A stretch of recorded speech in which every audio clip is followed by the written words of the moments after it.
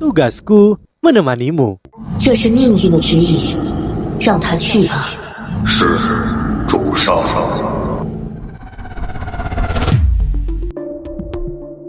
Halo semua, kembali bersama Miminata di sini. Kali ini kita akan menyelam dalam alur cerita novel Solen 3, The Legend of the Dragon King. Sebelum masuk ke dalam cerita, Mimin ingatkan jangan lupa like, comment, and subscribe.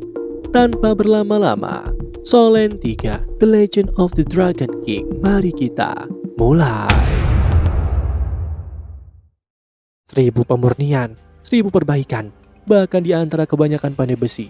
Ini adalah tantangan yang tidak bisa diselesaikan, namun itu sebenarnya dilakukan di tangan anak berusia 9 tahun ini. Ini adalah tindakan yang luar biasa. Tang Ziran sudah bergegas untuk menggendong putranya. Mang Tian diam-diam merenungkan pikirannya selama beberapa waktu sebelum dia berbicara. Jenius. Ini adalah jenius dalam pekerjaan. Wulin, kamu harus selalu mengingat perasaan yang kamu alami hari ini. Bagimu ini baru permulaan. Ini hanyalah guncangan pertama yang akan kamu bawa ke dunia pandai besi. Sayangnya, 5 jam penempaan telah membuatnya benar-benar kehabisan tenaga dan Tang Wulin tidak mendengar kata-kata yang diucapkan oleh gurunya. Dia sudah tertidur di pelukan ayahnya. Di rumah, ketika Tang Wulin bangun, dia telah berada di tempat tidurnya. Langit cerah dan sinar matahari menembus ambang jendela dan masuk ke ruangan itu. Itu bersinar di tempat tidur Naar biasa tidur. Meskipun Naar sudah pergi, Tang Wulin tidak pernah mengizinkan orang tuanya untuk memindahkan tempat tidurnya. Jauh di lubuk hatinya, dia selalu merasa bahwa Naar akan kembali suatu hari nanti. Meski pergelangan tangannya tidak lagi membuatnya sakit, tubuhnya masih terasa lemas, badannya terasa hangat sehingga dia bermalas-malasan di tempat tidurnya. Dia merasakan kenyamanan yang aneh. Senyum tipis muncul di wajahnya. 1000 pemurnian, 1000 perbaikan, itu seharusnya sudah selesai. Jadi, seperti inilah rasanya mengalami 1000 pemurnian. Bahkan ketika dia kehilangan kesadaran, dia masih bisa mengingat dengan jelas perasaan itu. Pada titik itu selama tahap akhir penempaan, saat Tang Wulin menarik nafas, begitu pula perak berat. Setiap pukulan palu itu seperti pijatan untuk perak berat, dan itu memanggil dengan perasaan lega. Bahkan jika dia tidak tahu apa yang terjadi setelah itu, dia masih yakin bahwa dia telah berhasil. Aku bukan bagian dari sampah, setidaknya tidak dalam hal pandai besi. Bahkan sebagai Master Roh, rumput biru perakku bukanlah rumput biru perak biasa. Naar, jika kamu masih ada, betapa hebatnya ini. Kamu pasti akan senang untukku. Saudariku, aku akan menjadi lebih kuat dan akan melindungimu. Aku tidak akan pernah membiarkan siapapun menyakitimu. Naar, tolong segera kembali. Jika tidak, beritahu aku di mana kamu berada. Mengapa kamu tidak mengatakan apapun sebelum pergi? Aku sungguh merindukanmu. Senyuman manis Naar terpatri di benaknya. Suaranya bergema dalam benak Tang Wulin. Aku pasti akan menemukanmu di masa depan. Aku berjanji kepadamu. Perlahan-lahan, kehangatan dari tubuhnya telah membawanya kembali ke alam mimpi dan dia tertidur lelap. Ketika dia bangun lagi, itu adalah karena rasa laparnya. Lang Yue bergegas melihatnya dan memeriksanya. Tang Wulin berkata dengan sedikit bangga kepada ibunya, "Ibu, aku sudah bisa melakukan 1000 pemurnian, 1000 perbaikan." Mata Lang Wei merah padam. Baginya ini tidaklah penting. Yang penting adalah kesehatan dan keselamatan putranya. Anak baik, apakah tubuhmu tidak nyaman? Lang Wei bertanya dengan lembut. Tang Wulin menggelengkan kepalanya. Tidak, aku hanya lapar, Bu. Karena aku lapar, apakah ada yang bisa aku makan? Ya, Ibu membelikan ayam gemuk untukmu dan sup ayam rebus itu menunggumu untuk dilahap. Gurumu mengatakan bahwa kamu terlalu memaksakan diri dan setelah bangun, kamu akan membutuhkan makanan bergizi dan dapat dicerna. 15 menit berlalu. Lang Yue dan Tang Ziran menatap tanpa kata-kata saat putra mereka melahap makanannya. ayam gemuk utuh, sepanci sup ayam, 5 bakpao dan 2 piring sayur sudah dikonsumsi oleh anak berusia 6 tahun ini dan dimasukkan ke dalam perutnya. Selain itu, dia tampak masih belum merasa cukup. Dia masih makan bakpao keenamnya. Pergi dan masak beberapa hidangan lagi untuk putra kita, kata Tang Ziran sambil menelan seteguk air liur. Melihat anaknya makan yang lahap, bahkan dia merasa ingin juga makan. Lang Yue buru-buru berdiri. Tang Wulin menghabiskan hampir 1 jam penuh untuk makan banyak sebelum akhirnya menghela nafas lega. Nak, kamu tidak menahan apapun ya? Jika bukan karena Tang Ziran menghentikannya, Lang Yue akan menghentikan membiarkan Tang Wulin makan sampai kenyang. Kapasitas makanan itu sudah lama melampaui individu normal. Tang Wulin memiliki senyuman di wajahnya saat dia berkata, "Masakan ibu masih yang terbaik. Aku makan sampai aku puas." Tang Ziran dengan hati-hati memeriksa pergelangan tangan putranya. Matanya bersinar dengan cahaya aneh. Tempat Mang Tian memotong pergelangan tangan Tang Wulin sehari sebelumnya benar-benar sudah sembuh. Hanya ada garis merah samar yang tersedia di tempatnya. Pada titik ini, Tang Wulin ingat dan bertanya, "Ayah, apakah aku berhasil dalam 1000 pemurnian?" Tang Ziran tersenyum dan mengangguk. "Tentu saja, kamu sukses, sangatlah sukses. Gurumu tidak dapat berhenti memujimu dan mengatakan bahwa ketika kamu bangun, kamu harus pergi dan segera pergi menemuinya." Tang Wulin melompat dari kursinya dan berkata, "Kalau begitu aku akan pergi." Lang Yue mengerutkan keningnya. "Ini sudah terlambat. Kenapa kamu tidak pergi besok?" Tang Ziran juga berdiri dan berkata, dia baru saja bangun 1,5 jam yang lalu dan dia masih belum bisa tidur. Karena masih belum terlambat, aku akan membawanya dan kita akan kembali setelah itu. Lang Yue meliriknya dan lalu mengancam, "Jika terjadi sesuatu pada anakku, aku beritahu kau bahwa kau akan tidur di luar." Tang Ziran dengan malu-malu menyentuh hidungnya. "Ya, dia juga anakku."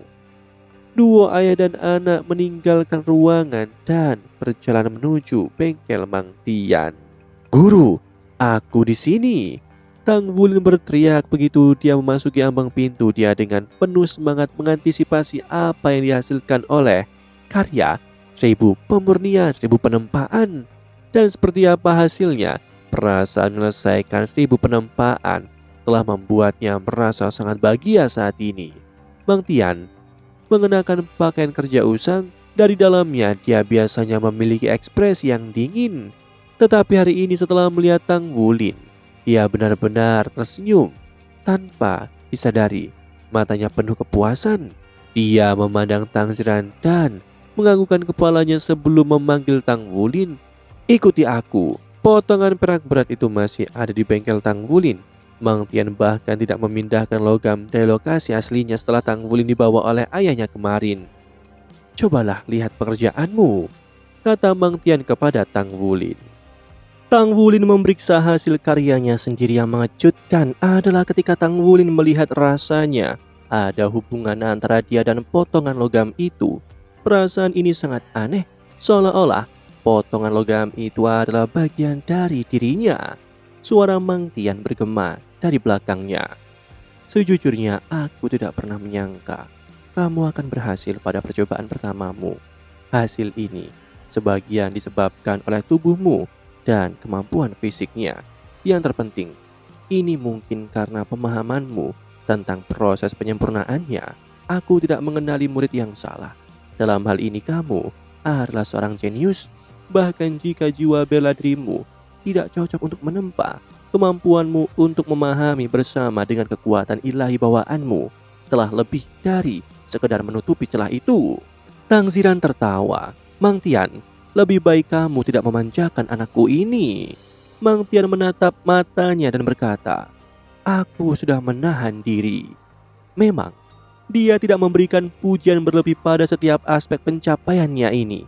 Dia bahkan tidak menyebutkan bahwa Tang Wulin sebenarnya telah memecahkan rekor baru sebagai individu termuda yang mencapai ketinggian ini.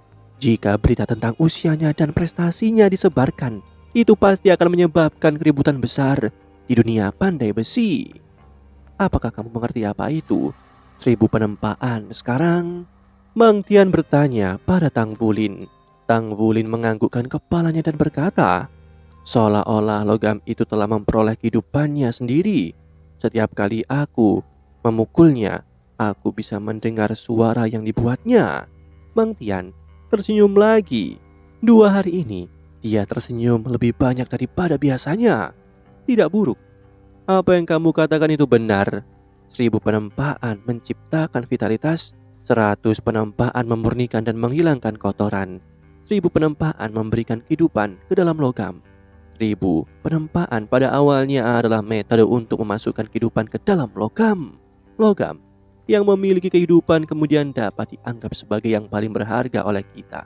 Dan pada gilirannya, ini memungkinkannya untuk membangkitkan kualitas khusus bawaannya. Tang Wulin diam-diam merenungi kata-kata itu sebelum matanya bersinar penuh pengertian. 1000 penempaan menciptakan vitalitas, kehidupan. Mang Tian melanjutkan. Ini adalah pekerjaan hasil dari 1000 penempaan pertamamu.